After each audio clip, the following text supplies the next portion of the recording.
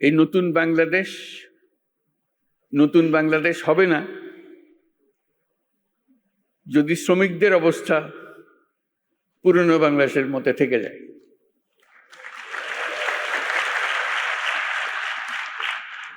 কাজে এটা আমাদের সবার দায়িত্ব, যারা এই নতুন বাংলাদেশে বিশ্বাস করে, যারা এই নতুন বাংলাদেশ গড়ার জন্য প্রাণ দিয়েছে, যারা নতুন বাংলাদেশ গড়ার জন্য আহত হয়ে জীবনের সংগ্রামে রত আছে, আর যারা তাদের প্রতি সমর্থন দিয়েছে।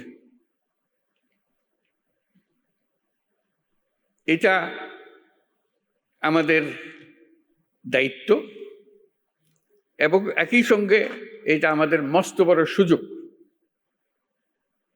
এরকম আকাঙ্ক্ষা আগে কোনোদিন একযোগে এত কঠোরভাবে সৃষ্টি হয়নি, আজকে যেভাবে সৃষ্টি হয়েছে। আজ মহান মে দিবস বিশ্বের শ্রমজীবী মানুষের সাথে সংহতি প্রকাশের এক ঐতিহাসিক গৌরবময় দিন। দৈনিক ৮ ঘন্টা শ্রম, ন্যায্য মজুরি ও শ্রমের মর্যাদা আদায়ের লক্ষ্যে 1886 সালের 1 মে মার্কিন যুক্তরাষ্ট্রের শিকাগো শহরে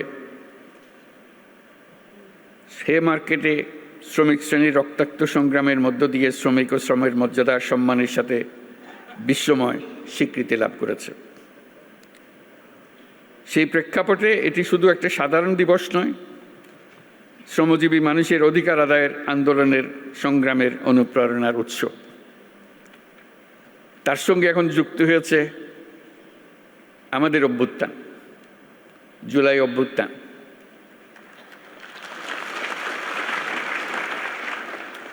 এই জুলাই অভ্যুত্থানের কনটেক্সটে 1 মে আবার নতুন বার্তা নিয়ে আমাদের কাছে আসলো। এবার আমরা তার অন্তর্নিহিত যে বার্তা, সেটা প্রতিষ্ঠিত করার প্রতিশ্রুতি নিয়ে আমাদের যাত্রা। শ্রমজীবী মানুষের অধিকার ও মর্যাদা রক্ষার ঐতিহাসিক এই দিনে যাদের আত্মত্যাগ ও রক্তের বিনিময়ে শ্রমিক অধিকার স্বীকৃতি পেয়েছে, তাদের সহ দেশের সকল মেহনতি মানুষের প্রতি রইল বিনম্র শ্রদ্ধা ও কৃতজ্ঞতা। এই মহান দিনে আমি গভীর শ্রদ্ধার সাথে স্মরণ করছি সেই সকল শ্রমজীবী মানুষের যারা 24শে জুলাই গণ অভ্যুত্থানে নিহত হয়েছেন।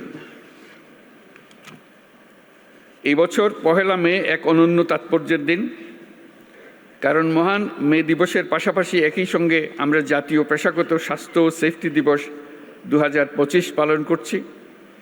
শ্রমিক মালিকের সুসম্পর্কের মাধ্যমে দেশের অর্থনীতিকে এগিয়ে নিয়ে যেতে মে দিবসের গুরুত্ব অপরিসীম। এই বছর মে দিবসের প্রতিপাদ্য শ্রমিক মালিক এক হয়ে গর্ব এ দেশ নতুন করে। আমাদের দেশের টেকসই উন্নয়নের জন্য অত্যন্ত তাৎপর্যপূর্ণ।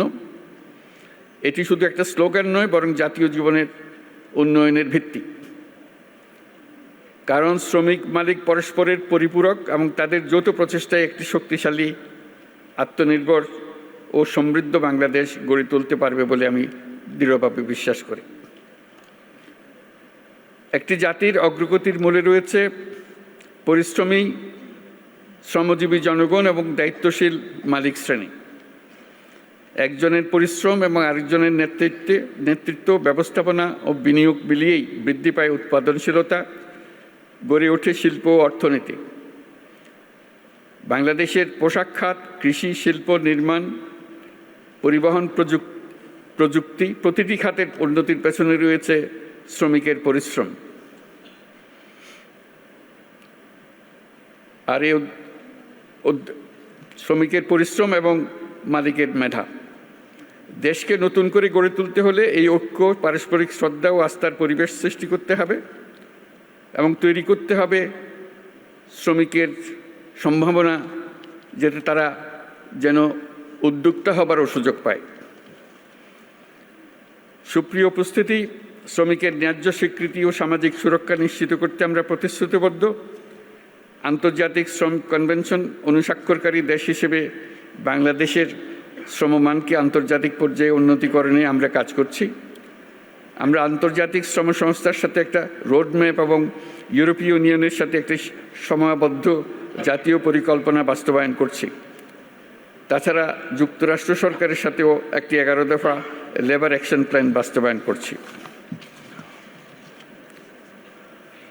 আন্তর্জাতিক সংস্থা এবং উন্নয়ন সহযোগী দেশসমূহের সাথে আমাদের অঙ্গীকারের অংশ হিসেবে আগামী জুনে অনুষ্ঠিতব্য 113তম আন্তর্জাতিক শ্রম সম্মেলনে বাংলাদেশ যোগদান করবে। এগুলো বাদেও আসল জিনিস যেটা আমাদের নিজস্ব প্রতিশ্রুতি, আন্তর্জাতিকভাবে আমরা কী করলাম না করলাম সেটা তো হবেই, কিন্তু আমাদের নিজেদের প্রতিশ্রুতি হলো আমাদের এই কমিশনের সংস্কার কমিশনের রিপোর্ট এবং তাদের সুপারিশমালা। সেই সুপারিশমালাই হবে আমাদের লক্ষ্য, যেটা বাস্তবায়ন প্রতিটি অক্ষরে অক্ষরে যেন আমরা বাস্তবায়ন করতে পারি, সেদিকে অগ্রসর হয়।